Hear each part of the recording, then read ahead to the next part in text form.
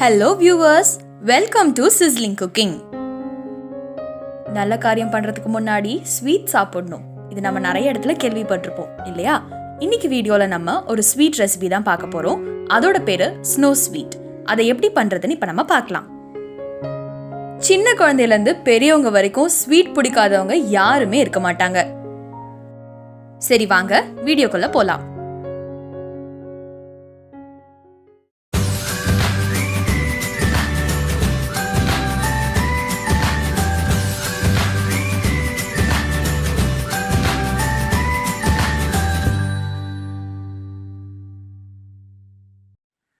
So first நம்ம என்ன பண்ண போகிறோன்னா பவுல் எடுத்துகிட்டு அதில் நம்ம கீ அப்ளை பண்ண போகிறோம்.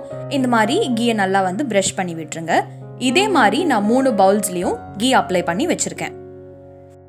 அடுத்தது ஒரு பாத்திரத்தில் பால் எடுத்துக்கலாம். நான் இங்கே 1/4 லிட்டர் அதாவது 250 ml பால் எடுத்திருக்கேன். இது கூடவே 2 டீஸ்பூன் கார்ன்ஃப்ளவர் போட்டுக்கலாம்.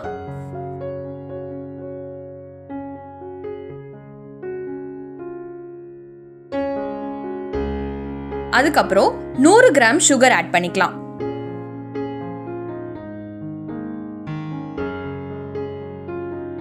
இந்த மிக்ஸ்சரை ஸ்டவ்ல வைக்காம நல்லா மிக்ஸ் பண்ணி விடுங்க.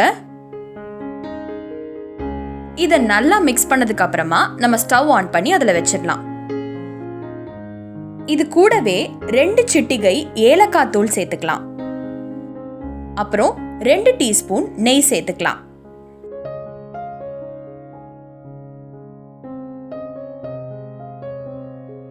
கை விடாம நல்லா மிக்ஸ் பண்ணிட்டே இருங்க.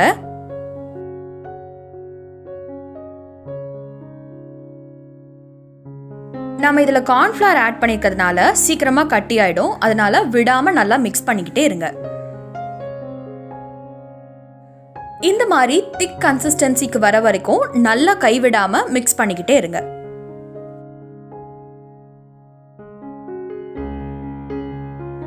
இந்த மாதிரி திக் கன்சிஸ்டன்சிக்கு வந்த அப்புறம் நம்ம ஸ்டவ் ஆஃப் பண்ணிட்டு நம்ம ஆல்ரெடி கீ அப்ளை பண்ணி வச்சிருந்த பவுல்ல இதை எடுத்து ஊத்தலாம்.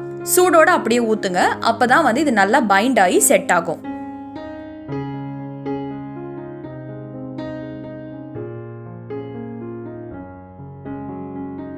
பவுல்ல ஊத்துன அப்புறமா கொஞ்சம் நல்லா டேப் பண்ணி விடுங்க. அப்பதான் அந்த கேப்ல எல்லாம் போய் நல்லா ஃபில் ஆகும்.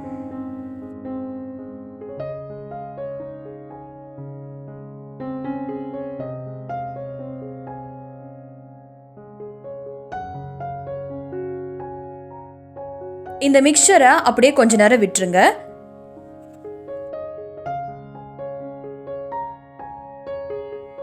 கொஞ்ச நேரம் கழிச்சு நம்ம பவுல் அப்படியே அப்சைட் டவுனா திருப்பி போட்டாலே, தலைகீழ திருப்பி போட்டாலே அது ஜெல்லி மாதிரி அழகா வந்து நிற்கும்.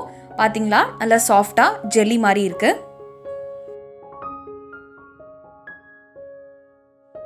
இப்போ நான் கொஞ்சம் தேங்காய் திருக்கி வச்சிருக்கேன். அதில் இதை போட்டு நான் பெரட்டி எடுக்க போறேன். தேங்காய் ஆப்ஷனல் தான். நீங்க வேணான்னா அந்த ஸ்டெப்பை ஸ்கிப் பண்ணிக்கலாம்.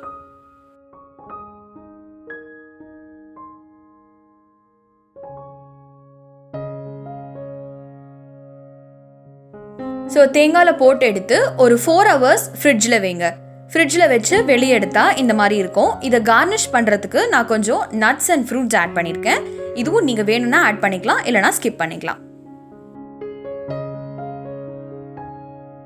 அவ்வளோதான், ரொம்ப ஈஸியான டேஸ்டியான snowsweet இதோ. மீண்டும் ஒரு எக்ஸைட்டிங்கான டிஷ்ஷோட உங்களை சந்திக்கிறேன். அது வரைக்கும் பை பாய், டேக் கேர்.